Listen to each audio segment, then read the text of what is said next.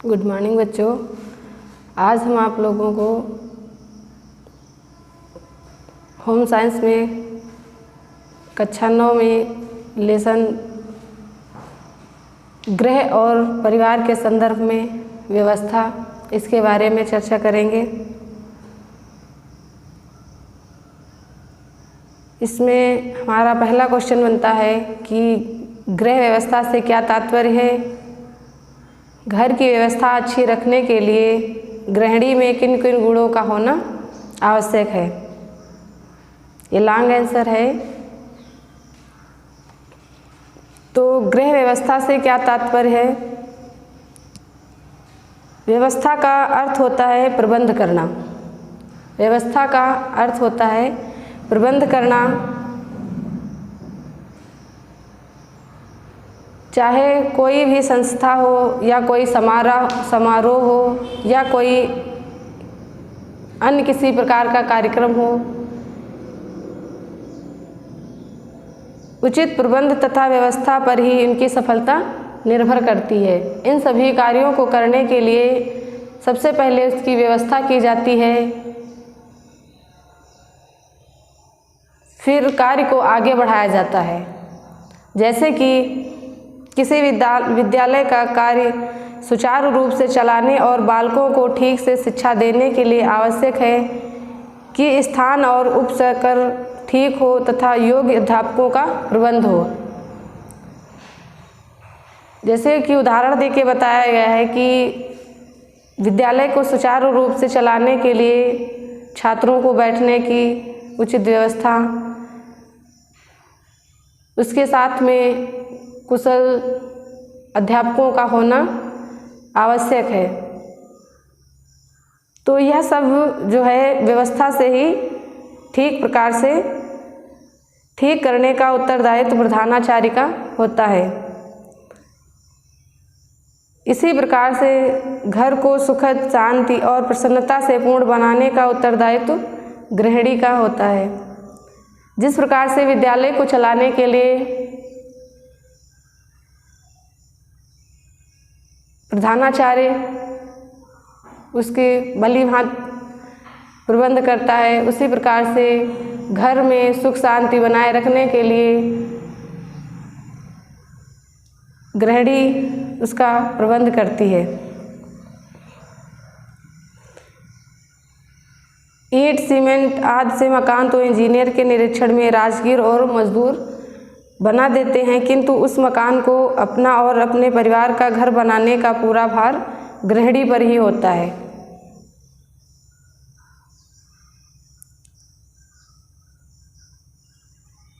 तो ये हमारा था व्यवस्था का अर्थ।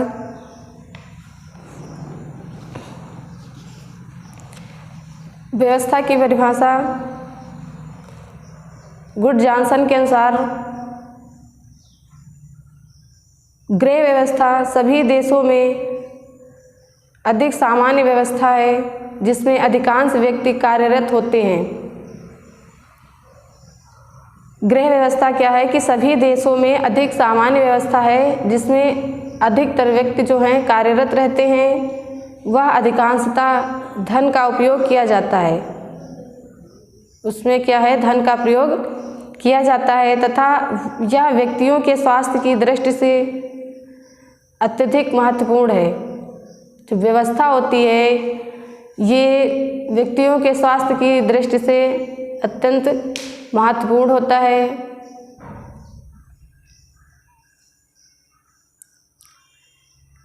इसकी दूसरी परिभाषा डार्से के अनुसार है कि परिवार को प्राप्त साधनों का नियोजन, नियंत्रण तथा मूल्यांकन करके परिवार के लक्ष्यों की पूर्ति करना गृह प्रबंध या गृह व्यवस्था कहलाता है। परिवार को प्राप्त साधनों का नियोजन का मतलब है उसकी उचित योजना बनाना, उस पर ध्यानपूर्वक कार्य करना तथा उसके बाद में उसकी गलतियों का निवारण करना और साथ साथ में परिवार के लक्ष्यों की पूर्ति करना ही गृह व्यवस्था कहलाता है। फिर हमारा आगे क्वेश्चन था कि घर की व्यवस्था अच्छी रखने के लिए गृहिणी में किन गुणों का होना आवश्यक है। तो गृहिणी के गुण क्या होने चाहिए। सफल व सुखी पारिवारिक जीवन गृहिणी में के गुणों पर निर्भर करती है। यद्यपि यह गृहिणी का कर्तव्य है कि गृहिणी घर के सामान्य व्यवस्था को सुचारू रूप से चलाए, परंतु इसके साथ साथ उसे परिवार के अन्य सदस्यों का सहयोग भी प्राप्त होना चाहिए। गृहिणी जो है घर में शांति सुख शांति तभी ला सकती है जब घर के कार्यों में परिवार के अन्य सदस्यों का भी हाथ होना चाहिए। परिवार की सफलता तथा सदस्यों का कल्याण गृह व्यवस्था पर निर्भर करता है। परिवार की जो है सुख शांति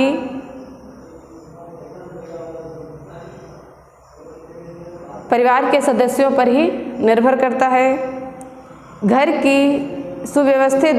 को सुव्यवस्थित ढंग से चलाने के लिए गृहिणी में निम्नलिखित गुणों का होना आवश्यक है। जैसे कि पहला है बुद्धिमान। प्रत्येक गृहिणी को बुद्धिमान होना चाहिए। प्रतिदिन घर में आने वाली अनेक समस्याओं का समाधान वह अपनी बुद्धिमत्ता से कर सकती है। जब गृहिणी बुद्धिमान होगी तभी वो अपने घर में हो रही कलह को आराम से निपटा सकती है।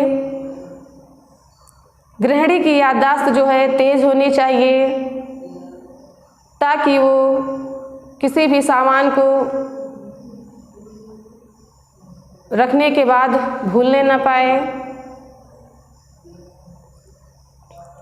और विभिन्न प्रकार की विस्मृति के अवगुणों से बची रहे। तो गृहिणी का पहला गुण जो है वो बुद्धिमान है। दूसरा है उत्साह। उत्साह क्या है कि गृहिणी में कार्य करने के लिए उत्साह होना चाहिए। उसमें नए नए ज्ञान की जानकारी प्राप्त करने का उत्साह होना चाहिए। इसके साथ साथ दूसरों को भी कार्य के प्रति उत्साहित करना चाहिए। जब गृहिणी स्वयं उत्साहित होगी तभी वो दूसरों को भी उत्साहित कर सकती है। तो इसलिए प्रत्येक गृहिणी के अंदर जो है उत्साह होना चाहिए, नए नए कार्यों के प्रति उसकी रुचि होनी चाहिए तथा दूसरों को भी सलाह देनी चाहिए। अगला पॉइंट हमारा है कल्पनाशील। कल्पनाशील मतलब सोचने विचारने की क्षमता उसमें अधिक होनी चाहिए। उत्तम गृह व्यवस्था के लिए गृहिणी में कल्पनाशीलता होनी चाहिए। इस गुण का उपयोग करके वह अपने घर की साज सज्जा आकर्षक व रुचिकर ढंग से करेगी।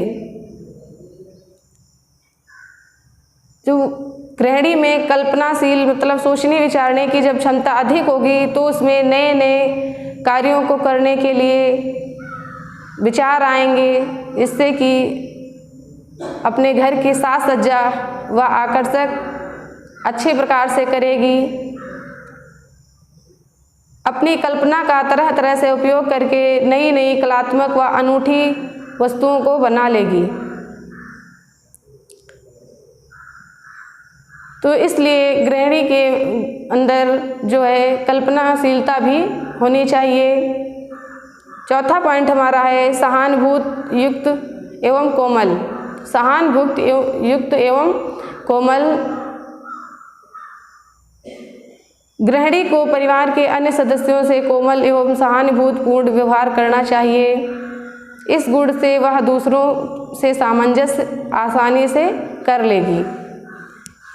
प्रत्येक गृहिणी में क्या है कि दूसरों के प्रति दया भाव व स्वयं जो है कोमल होनी चाहिए, जिससे कि घर में सुख शांति बनाए रखे।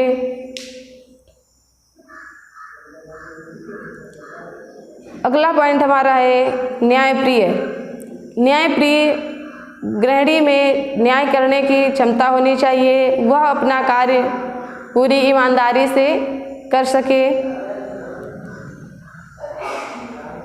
गृह व्यवस्था करते समय उसे प्रबंध संबंधी अनेक निर्णय लेने पड़ते हैं। उसे योजना बनाना, संचालित करना, नियंत्रण करना तथा मूल्यांकन करना पड़ता है। जो घर में है अनेक प्रकार के कार्य करने पड़ते हैं, उसके लिए उसे न्यायपूर्वक योजना भी बनानी पड़ती है, उसे उस कार्य को संचालित करना पड़ता है, फिर उस पर मन लगाकर कार्य करना, फिर उसके बाद उसका मूल्यांकन करना भी पड़ता है। उसे वर्तमान व भविष्य के निर्णय भी लेने पड़ते हैं। इसलिए गृहिणी को न्याय प्रिय होना चाहिए।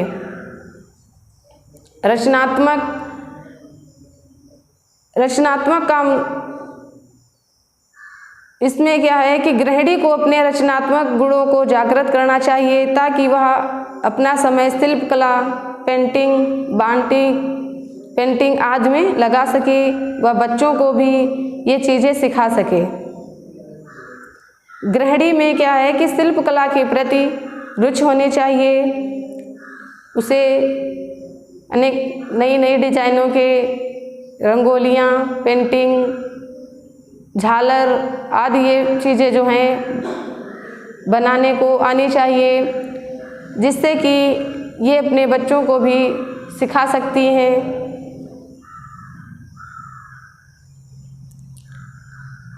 इससे क्या होता है कि कभी कभी जो है इन कार्यों से वह पारिवारिक आय को भी बढ़ा सकती है।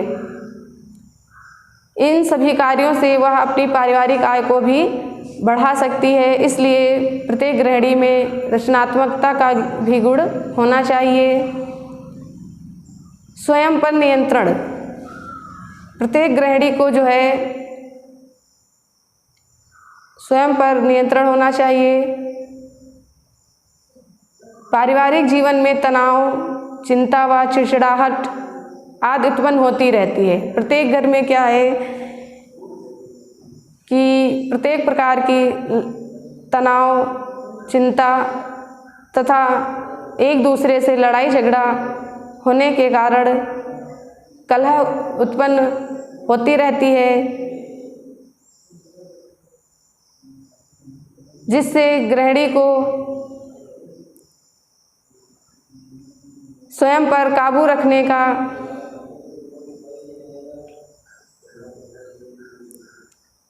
उपाय भी होना चाहिए।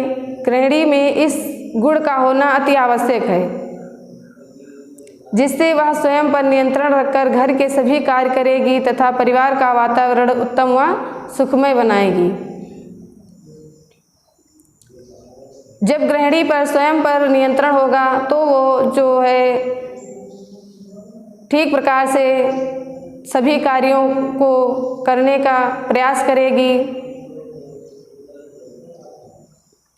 फिर अगला हमारा पॉइंट है साधन संपन्न। पारिवारिक समस्याओं का समाधान करने के लिए उसे साधन संपन्न होना चाहिए। भविष्य के लिए उसे कुछ धन बचाकर रखना चाहिए ताकि बीमारी व अन्य अचानक आए खर्चों में उस साधन का उपयोग कर सके। साधन संपन्न का मतलब है कि प्रत्येक गृहिणी के पास में कार्यों को करने के लिए उसके पास साधन उपलब्ध होने चाहिए, जिससे कि वो अपना कार्य ठीक समय पर वह जल्दी से कर सके और इसके साथ साथ वह बाहर के भी कार्यों को कर सके। इसलिए गृहिणी के पास जो है साधन भी उपलब्ध होने चाहिए। बातचीत करने की योग्यता, प्रत्येक गृहिणी में दूसरों से बातचीत करने की योग्यता होनी चाहिए। वह अपनी योजना, विचार, रुचि, पसंद आदि को बातचीत के द्वारा परिवार के अन्य सदस्यों को बता सकती है तथा उनके विचारों को भी जान सकती है। इस प्रकार परिवार में होने वाले विशेष अवसर के कार्यक्रम बातचीत के द्वारा तय किए जा सकते हैं। इसके साथ साथ गृहिणी में कुशल संचालनकर्ता, सफल निर्देशिका आदि का भी गुण होना चाहिए। तो ये हमारे थे एक आदर्श गृहिणी में क्या क्या गुण होने चाहिए। अब अगला क्वेश्चन हमारा है, गृह व्यवस्था से क्या उद्देश्य है? गृह व्यवस्था के क्या उद्देश्य हैं?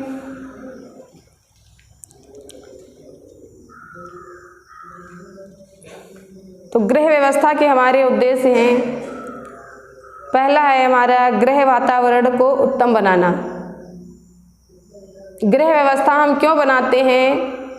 इसका हमारा पहला उद्देश्य है गृह वातावरण को उत्तम बनाना।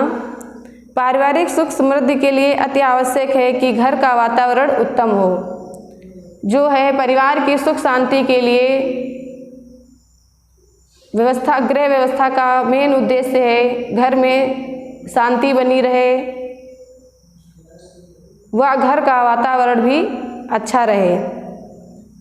इसके लिए भौतिक संपन्नता के साथ साथ पारिवारिक वातावरण का सौहार्दपूर्ण होना भी परमावश्यक है। गृह व्यवस्था का एक महत्वपूर्ण उद्देश्य गृह वातावरण को उत्तम एवं सौहार्दपूर्ण बनाना भी है। इस उद्देश्य की प्राप्ति के लिए परिवार में अनुशासन तथा मूल्यों की स्थापना होती है। परिवार के सभी सदस्यों के आपसी संबंध स्नेहपूर्ण तथा पारस्परिक हितों को ध्यान में रखकर स्थापित होने चाहिए।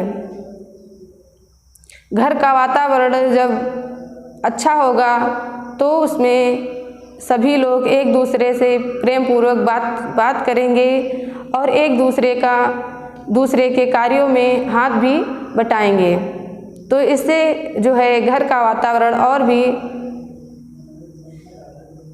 सुखमय बना रहेगा। फिर हमारा दूसरा पॉइंट है सर्वांगीण विकास। गृह व्यवस्था का दूसरा उद्देश्य है सर्वांगीण विकास। परिवार के प्रत्येक सदस्य के लिए सुखद वातावरण उत्पन्न करके उनके शारीरिक, मानसिक, आर्थिक एवं आध्यात्मिक विकास करना। पहला हमारा उद्देश्य था गृह वातावरण को उत्तम बनाना। जब घर का वातावरण अच्छा रहेगा तो इससे व्यक्ति का जो है शारीरिक, मानसिक विकास भी ठीक प्रकार से होगा और जब मानसिक विकास ठीक प्रकार से होगा तो उसके साथ साथ में आर्थिक विकास एवं आध्यात्मिक विकास भी ठीक प्रकार से चलता रहेगा। इसके बाद हमारा तीसरा उद्देश्य है पारिवारिक आय का विवेकपूर्ण व्यय। जो परिवार में आय आ रही है या पेंशन आ रही है, इसे ठीक प्रकार से खर्च करना चाहिए। परिवार के सदस्यों की प्राय आवश्यकताओं की पूर्ति के लिए धन का व्यय आवश्यक होता है। क्या है कि परिवार के सदस्यों की आवश्यकताओं के लिए धन को व्यय करना आवश्यक होता है। धन की प्राप्ति पारिवारिक आय के रूप में होती है, परंतु पारिवारिक आय सदैव सीमित ही होती है।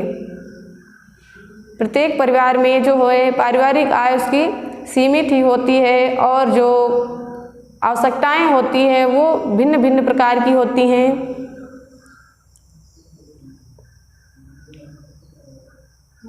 गृह व्यवस्था का एक महत्वपूर्ण उद्देश्य है पारिवारिक आय का विवेकपूर्ण व्यय, क्योंकि इस उपाय द्वारा ही परिवार के सदस्यों की अधिकाधिक आवश्यकताओं की पूर्ति की जा सकती है।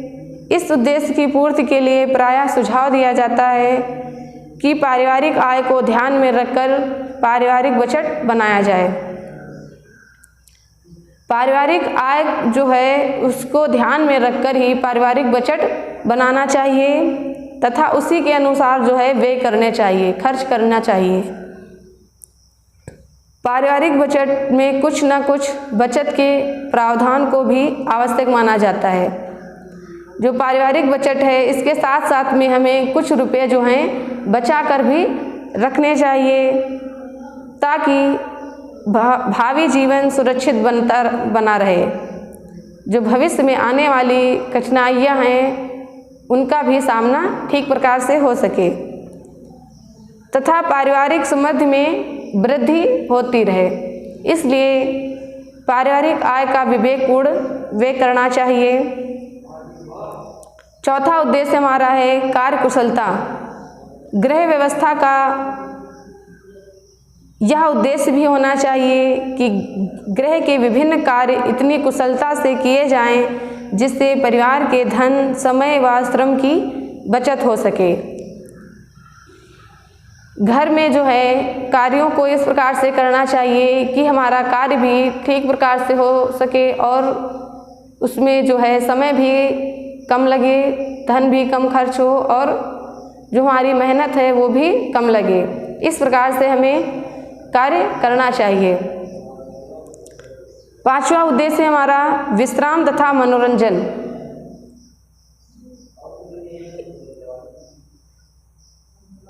गृह के सभी कार्यों के करने के उपरांत में गृहिणी को विश्राम तथा मनोरंजन की भी आवश्यकता पड़ती है।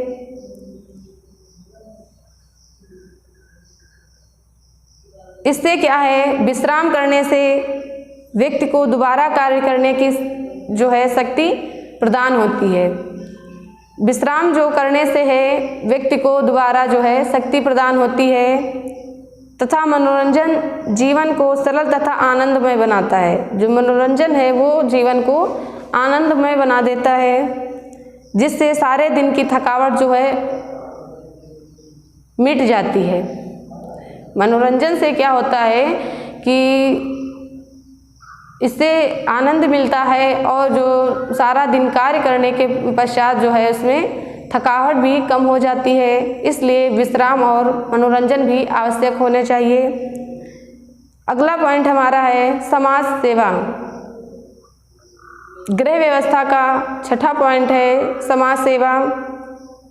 प्रत्येक व्यक्ति अपने परिवार के साथ समाज व समुदाय से भी संबंधित होता है, अतः गृह कार्य इस प्रकार व्यवस्थित करना चाहिए जिससे परिवार के सदस्य अपना कुछ समय समाज सेवा तथा अन्य आत्मीय जनों के संपर्क में के लिए भी निकाल सकें, एक दूसरे के घर आ जा सकें, एक दूसरे के सुख दुख में भागीदारी बन सकें तथा धार्मिक एवं आध्यात्मिक कार्यों में आत्मसंतुष्टि प्राप्त कर सकें।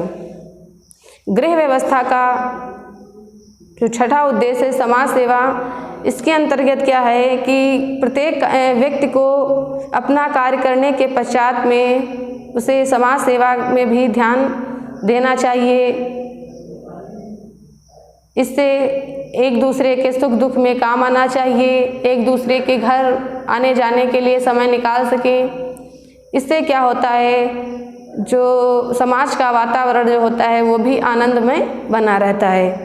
तो ये हमारे गृह व्यवस्था के उद्देश्य थे। अब हमारा अगला क्वेश्चन बनता है, गृह व्यवस्था के साधन क्या हैं, इनको विस्तार से बताइए। गृह व्यवस्था के साधन क्या हैं, इसको विस्तार से बताना है। तो गृह व्यवस्था के साधन, पहला हमारा है भौतिक साधन। गृह व्यवस्था का पहला साधन है हमारा भौतिक साधन, दूसरा मानवीय साधन, तीसरा है सार्वजनिक साधन।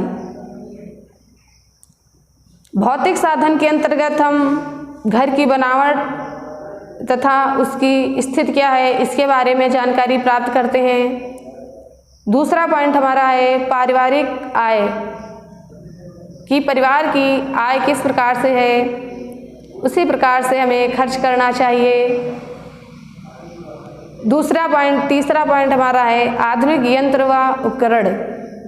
आधुनिक यंत्र व उपकरण क्या क्या है, उसका कहाँ पर किस उपकरण का प्रयोग किया जाता है, इसके बारे में जानकारी दी जाती है।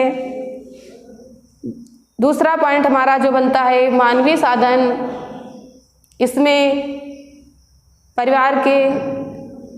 परिवार में सदस्यों की संख्या आती है, उसकी रुचि क्या है, व्यवहार व मनोवृत्ति उसकी क्या है, ज्ञान व प्रवीणता, ये मानवीय साधन के अंतर्गत आता है। तीसरा पॉइंट हमारा जो है सार्वजनिक साधन या सरकारी साधन जो हैं वो पहला हमारा है। इसके अंतर्गत विद्यालय, अस्पताल, पुस्तकालय, बैंक, डाकघर, बीमा निगम आदि। यातायात के साधन, धार्मिक स्थल, विद्युत, टेलीफोन से संबंधित कार्यालय जो हैं सार्वजनिक साधन के अंतर्गत आते हैं। अब हम पहला पॉइंट जो हमारा है भौतिक साधन, इसके अंतर्गत हम बता रहे हैं आपको कि गृह व्यवस्था द्वारा व्यक्ति की मौलिक तथा अन्य आवश्यकताओं की पूर्ति की जाती है, जैसे मकान बनाना, भोजन तैयार करना, वस्त्र सिलना तथा धोना, घर की सफाई आदि। इन सभी कार्यों में कोई न कोई पदार्थ या साधन आवश्यक हैं। बिना खास सामग्री, बर्तन तथा ईंधन के हम भोजन नहीं पका सकते। बिना कपड़ा, सुई धागा के हम कैंची, मशीन के वस्त्र नहीं सिल सकते। इसी प्रकार मकान को बनाने के लिए ईंट, सीमेंट, गारा, लोहा आवश्यक होता है। कहने का तात्पर्य ये है कि भौतिक साधन में सभी पदार्थ हैं जो किसी कार्य को संपन्न करने के लिए आवश्यक होते हैं। भौतिक साधन वो हमारे होते हैं जो किसी कार्य को संपन्न करने के लिए आवश्यक होते हैं। गृह व्यवस्था में धन का एक प्रमुख साधन है। जो भौतिक साधन है वो किसी कार्य को संपन्न करने के लिए भी आवश्यक होते हैं। दूसरा साधन हमारा है मानवीय साधन। तो इसके अंतर्गत जो है परिवार के सदस्यों का सहयोग आता है। अकेली गृहिणी समस्त कार्य जो है नहीं कर सकती है। परिवार के अन्य जो हैं छोटे बड़े सभी सदस्यों का सहयोग प्राप्त होना आवश्यक होता है। उसके लिए सबके साथ मधुर व्यवहार रखना चाहिए और प्रत्येक सदस्य से उसकी रुचि, योग्यता और सामर्थ्य के अनुसार ही सहयोग मांगना चाहिए। प्रत्येक सदस्य की रुचि, योग्यता और सामर्थ्य के अनुसार जो है सहयोग मांगना चाहिए कि जिस व्यक्ति को जो कार्य पसंद हो उसी को वो कार्य देना चाहिए और उसकी आयु का भी ध्यान रखना चाहिए कि कौन सा कार्य जो है किसको दिया जाए। जिस परिवार में गृहिणी को ऐसा पारस्परिक सहयोग प्राप्त होता है वहाँ गृह की व्यवस्था जो है ठीक प्रकार से बनी रहती है और उसमें कोई कठिनाई भी नहीं आती है। जैसे कि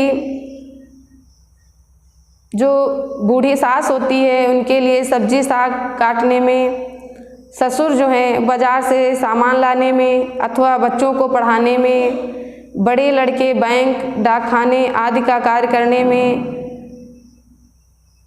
तथा बड़ी अविवाहित जो कन्याएं होती हैं वो घर की साफ सफाई, साज सज्जा, सिलाई कढ़ाई, बुनाई आदि में सहयोग कर सकती हैं। इस दृष्टि से संयुक्त परिवार का अपना अलग महत्व होता है, किंतु आज की अर्थव्यवस्था में जो है विभिन्न कारणों से संयुक्त परिवारों की प्रणाली जो है समाप्त होती जा रही है और एकाकी परिवार ही अधिकतर पाए जाते हैं, जिसमें क्या है उसमें पत्नी और उनके बच्चे ही रहते हैं। जब तक बच्चे जो हैं छोटे रहते हैं उनका सहयोग मिलने का प्रश्न ही नहीं रहता। गृहिणी को स्वयं ही सब कार्य करना पड़ता है।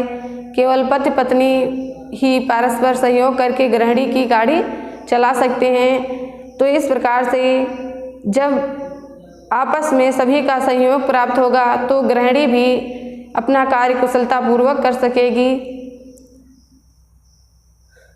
अगला पॉइंट हमारा है सार्वजनिक साधन। इसमें जो है सार्वजनिक साधन में शिक्षा संस्थाएं, अस्पताल, डाकघर, बैंक, यातायात के साधन इसके अंतर्गत आते हैं। इसमें क्या है कि बच्चों की शिक्षा का भार शिक्षा संस्थाओं द्वारा ही उठाया जाता है। रोगियों को चिकित्सालयों में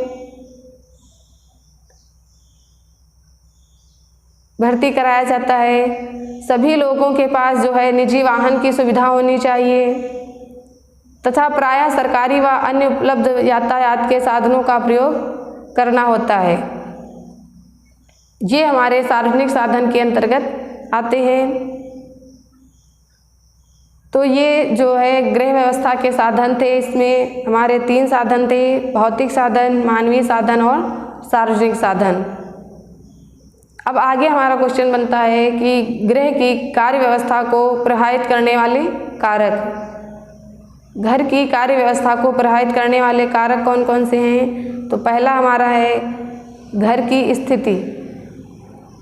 गृह की स्थिति क्या है कि गृह का निर्माण जो है कैसे स्थान पर हुआ है, किस प्रकार हुआ है, यह दोनों बातें जो है घर की व्यवस्था को प्रभावित करती है।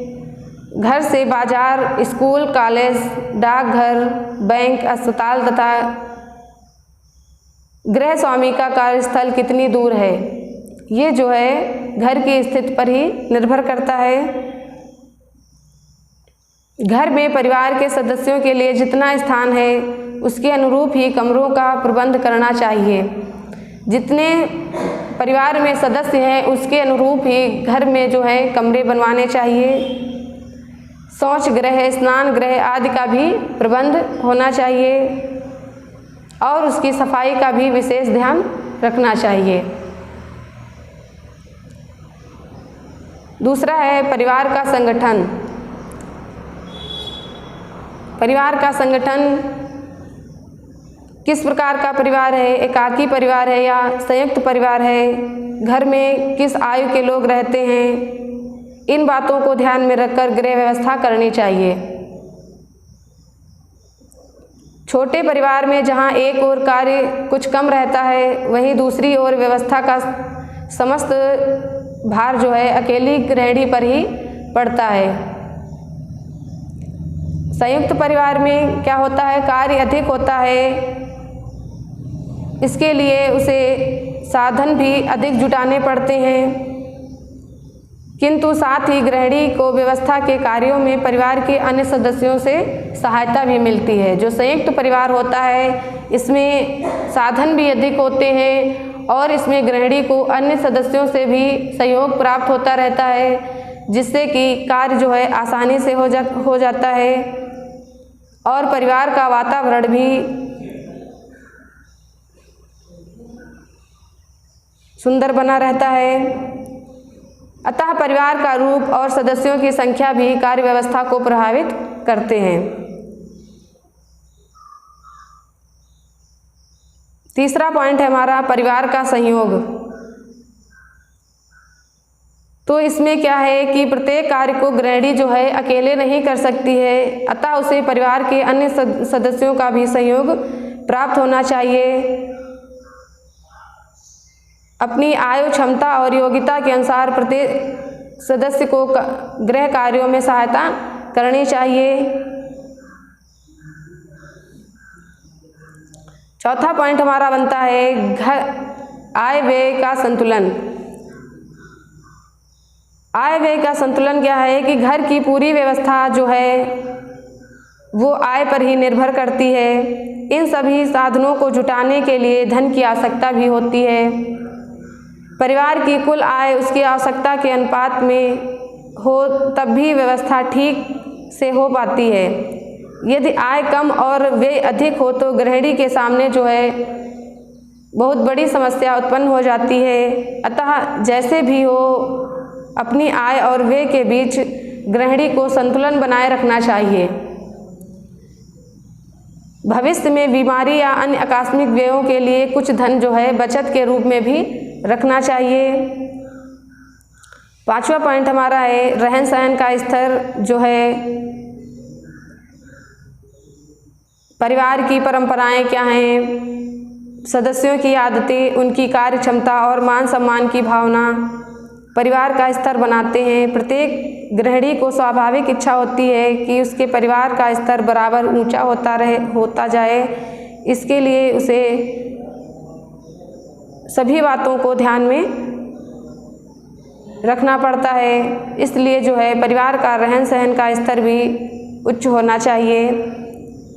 उपयुक्त यंत्र, उपकरण और कार्यस्थल। जो हमारे उपकरण हैं, यंत्र हैं, उपकरण हैं, उनका कार्यस्थल क्या होना चाहिए कि कार्य करने का स्थान और यंत्र उपयुक्त ना हो तो भी कार्य कुशलतापूर्वक नहीं हो पाता है। यंत्रों से हमारा तात्पर्य है केवल आधुनिकतम विद्युत उपकरणों से ही है, जैसे कि कौन कौन आधुनिक यंत्र उपकरण गृहिणी ले या परिवार की आर्थिक स्थिति पर ही निर्भर करता है। जो गृहिणी के परिवार में उपकरण या यंत्र उपलब्ध होते हैं वो उसकी परिवार की आय पर ही निर्भर करता है। इन्हें जो गृहिणी प्राप्त कर पाती है इससे श्रम और समय की बचत होती है। जिन गृहिणियों के पास आधुनिक उपकरण उपलब्ध होते हैं उनसे वो गृहिणी जो है श्रम और समय की बचत कर सकती है, किंतु जिन्हें ये वस्तुएं जो हैं उपलब्ध नहीं हो पाती हैं उन्हें भी अपने साधनों को ठीक व्यवस्था में रखना चाहिए। आज जो है गैस का चूल्हा इतना अधिक प्रचलित है कि सभी सामान्य परिवारों में भी इसका प्रचलन होता जा रहा है। इससे क्या है कि धुएं की समस्या जो है नहीं उत्पन्न होती है। इसके लिए कुछ जो है सावधानियां भी बरतनी पड़ती हैं। यदि लकड़ी का चूल्हा ही जलाना हो तो रसोई घर में जो है धुआं निकलने के लिए चिमनी की व्यवस्था करनी चाहिए तथा सूखी लकड़ियों का भी प्रयोग करना चाहिए।